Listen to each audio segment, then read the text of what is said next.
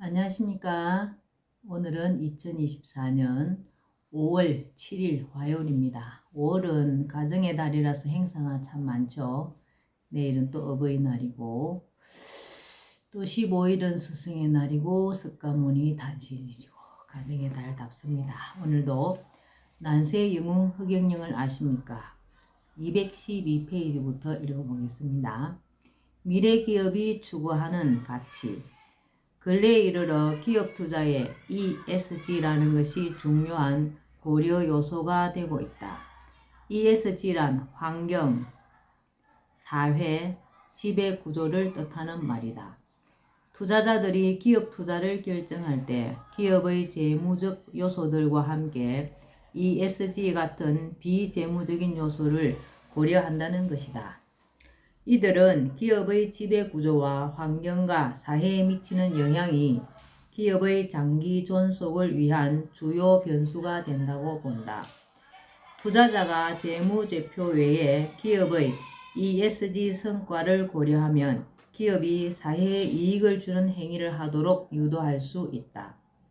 기업을 평가할 때 친환경, 사회, 윤리적 가치를 반영한 성과를 주요 지표로 이용하려는 것은 매우 바람직한 방향이다.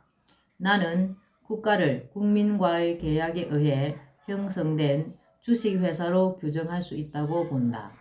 대한민국은 대한민국 주식회사가 되는 셈이다.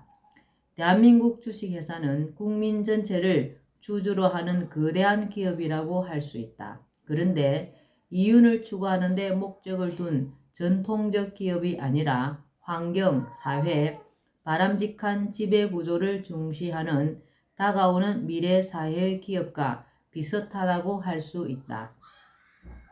대한민국 주식회사는 친환경적이고 상생적인 방안들을 통해 환경을 회복하고 유지하는 데 앞장설 뿐 아니라 모든 국민이 중산층 이상의 생활을 할 수 있도록 함으로써 사회적 책임을 다하게 된다. 아울러 국가의 CEO인 대통령을 포함한 모든 공무원이 회사의 직원으로서 주주인 국민을 위해 열심히 일하며 주주인 국민은 주인의식을 가지고 대한민국 경영에 관심을 가져 낭비되는 예산은 없는지, 불필요한 사업을 하고 있지는 않은지, 혹 어떤 문제점은 없는지 관심 있게 살피게 된다.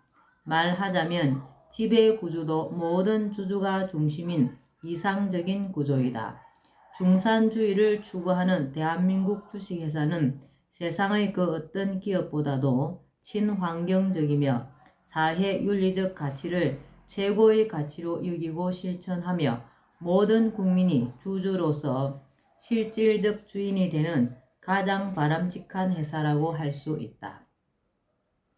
ESG를 완벽히 갖춘 대한민국 주식회사는 오늘날 투자를 하려는 사람들이 가장 선호하는 미래기업의 이상에 딱 들어맞는 미래지향적이고 생태지향적인 기업이며 사회적 책무를 다하고 이상적인 지배구조를 지닌 최고의 기업이라고 할 수 있겠다.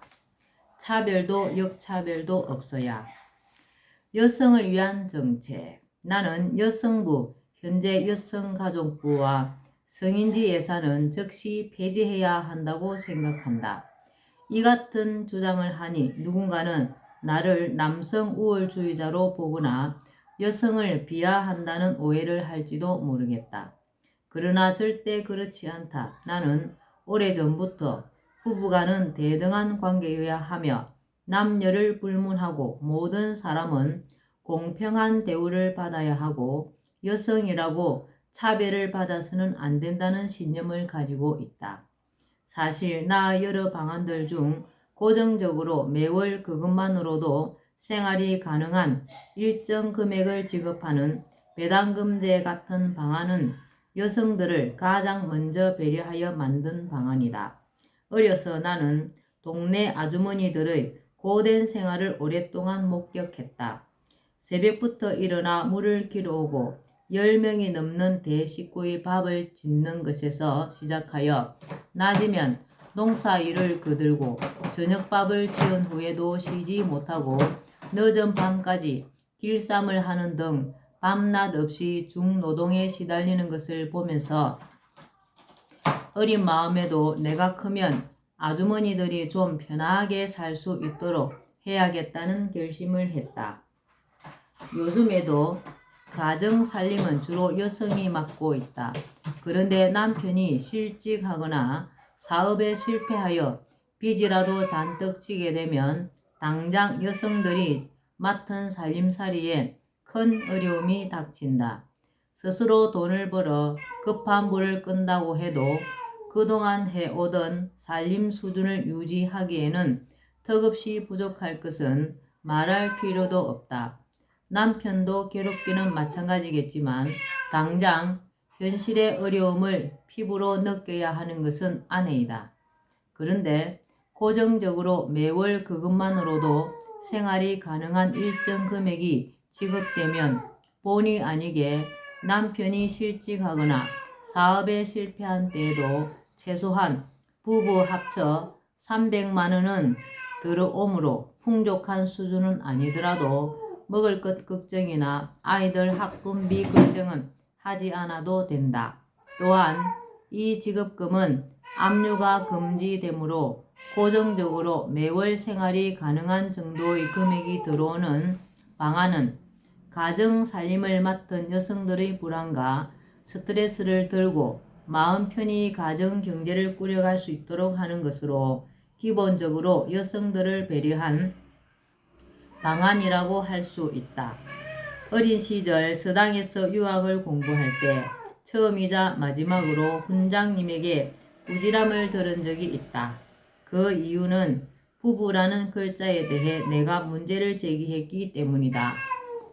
당시 나는 부부는 대등한데 왜 지아비 부자는 글자를 하늘보다 높다는 식의 형태로 만들어 놓고 반면 지엄이 부는 빗자루를 들고 청소하는 여자라는 뜻이 되도록 만들었는지 잘못된 것이 아니냐고 했다. 그러자 훈장님은 해초리로 내 종아리를 때리시면서 나를 크게 나무랐다. 그러나 지금도 부부란 대등한 관계라는 내 생각에는 변함이 없다. 부부는 해와 달, 한자 발글명을 보면 해와 달이 나란히 있다. 낮에 뜨는 해는 남자를 상징하고 밤에 나오는 달은 여자를 상징한다. 해와 달이 나란히 놓여 발글명을 이룬다. 달, 월이 날 일자 밑에 놓이거나 위에 놓이면 발글명을 만들 수 없다.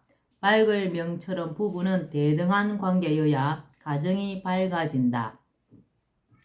밝기를 생각할 때도 얼핏 생각하면 해가 뜨는 낮이 달이 뜨는 밤보다 훨씬 밝을 것 같지만 그렇지 않다. 밝음의 기준이 내 주변이면 낮이 밝지만 먼 하늘의 총총한 별들이 있는 곳이 기준이 되면 밤이 훨씬 밝다. 밤낮을 밝히는 해와 달처럼 남녀가 상하 관계가 아니라 평등한 관계를 이루고 서로 존중하며 조화를 이룰 때 가정이 환하고 화기가 넘치게 된다.